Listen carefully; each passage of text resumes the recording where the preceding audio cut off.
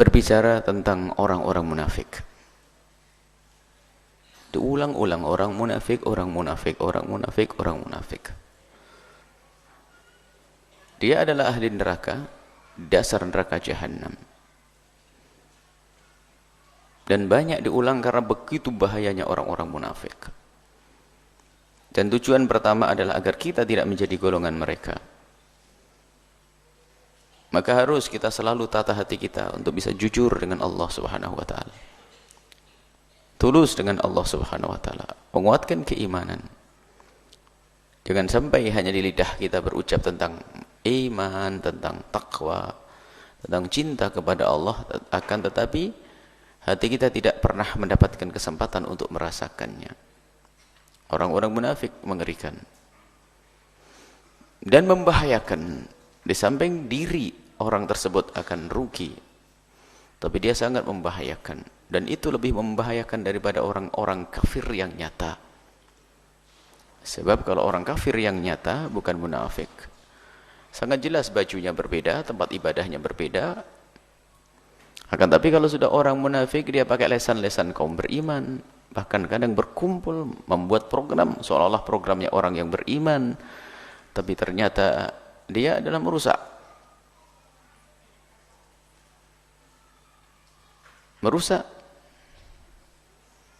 di dalam diri tubuh kaum muslimin. Dia pencuri di dalam rumah sendiri. Kalau pencuri dari luar, tidak mudah untuk tahu keadaan di dalam rumah. Dan kalau mereka masuk pun, orang di dalam rumah akan waspada dan berhati-hati. Akan tapi pencuri yang ada di dalam rumah sendiri, dia akan lebih tahu keadaan yang punya rumah, kapan bangun, kapan tidur, kapan pergi, kapan tiba. Maka lebih berbahaya. Itulah orang-orang munafik. Dan mereka itu disebutkan oleh Allah Subhanahu wa taala. Wa idza ja'ukum, kalau mereka itu datang kepadamu, waktu mereka berikrar untuk masuk Islam atau bergabung kepadamu, nih, kamu di sini adalah orang yang beriman, di dalamnya adalah Nabi sallallahu alaihi wasallam. Qalu amanna, mereka mengatakan kami bersama kalian, kami beriman. Jadi mereka ya beriman, ngaku pakai KTP Islam, KTP beriman, bahkan kadang juga berurusan dengan perkumpulan kaum muslimin. Kalau zaman dulu hanya perkumpulan, belum ada ormas-ormas begitu, berkumpul dengan perkumpulan kaum muslimin, bergabung dengan kaum muslimin. Lakin qad dakhalu, mereka masuk Islam, masuk bersama komunitas kaum muslimin bil kufri, dengan kekafiran yang tersembunyi di dalam hatinya. Wa hum qad kharaju bihi, dan di saat mereka keluar dari kaum yang beriman pun, maksudnya meninggalkan mereka memang dengan kekafiran yang mereka bawa waktu masuk. Jadi memang tidak ada keimanan di dalam hatinya. Iman urusan hati. Jadi tidak ada keimanan di dalam hatinya. Jadi betul dia mungkin pakai dandanan seperti dandannya orang beriman. Bahkan mungkin juga memaksakan diri untuk bisa umroh, bisa haji, agar tidak dianggap berbeda dengan kaum yang beriman.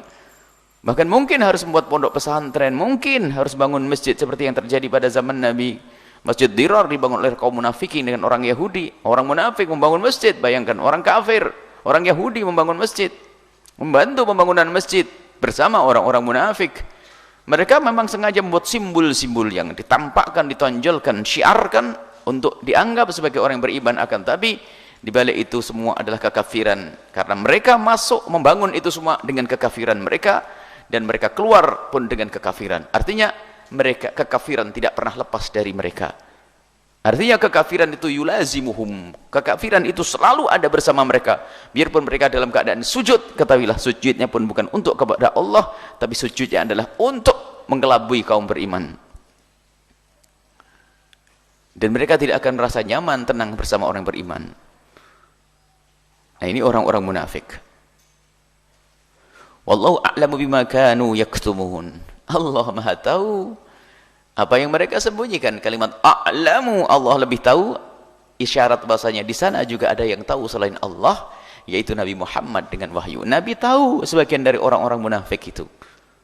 Diberita, Nabi tahu, dan tanda-tanda tahu, cuman Ilmunya Nabi, ilmunya Nabi bukan seperti ilmunya Allah. Dan mungkin juga seseorang dari kita menduga-duga tentang kemunafikan, tapi tidak boleh kita jadikan hukum.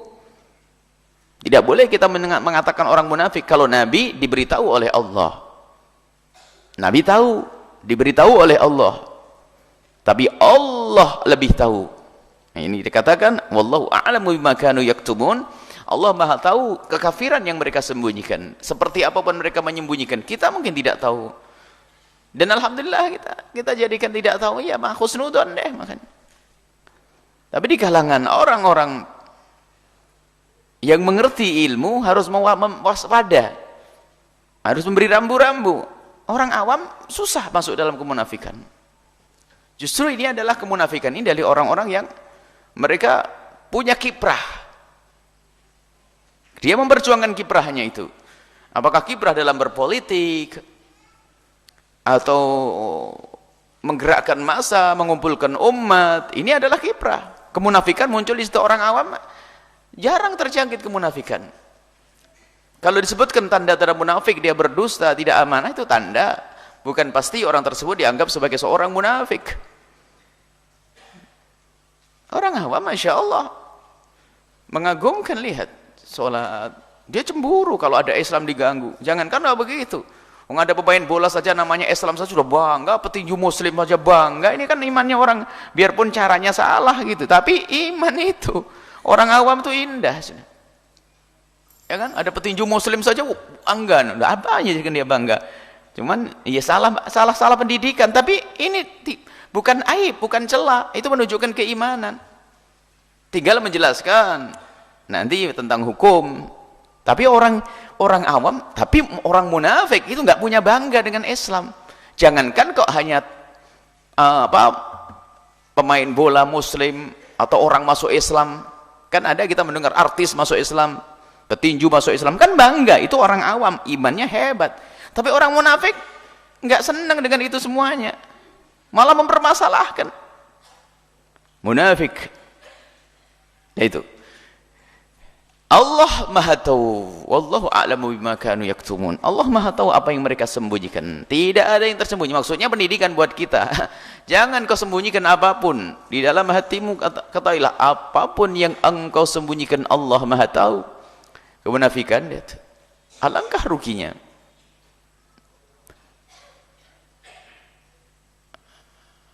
Alangkah ruginya. Ini doa Nabi SAW, Allahumma tahhir qalbi minan nifaq. Nabi mengajari tahhir qalbi minan nifaq. Ya Allah, bersihkan, sucikan hatiku dari kemunafikan. Apakah hati Nabi mungkin ada kemunafikan? Tidak. Itu ajaran doa untuk kita. Ada doa di saat kita membersihkan diri dari buang air kecil. Setelah kita membaca doa-doa itu, kita hendaknya memohon kepada Allah, Allahumma tahhir qalbi minan nifaqi wa hassin farji minal fawahish. Itu hendaknya kita baca, ya Allah, bersihkan hatiku dari kemunafikan dan bersihkanlah tempatku ini adalah dari kekejian pekerjaan, zina dan segala macam.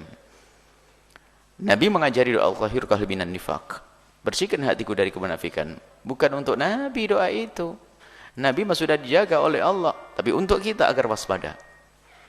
Dan ini cerita dihadirkan oleh Allah tentang orang-orang munafik itu agar kita belajar.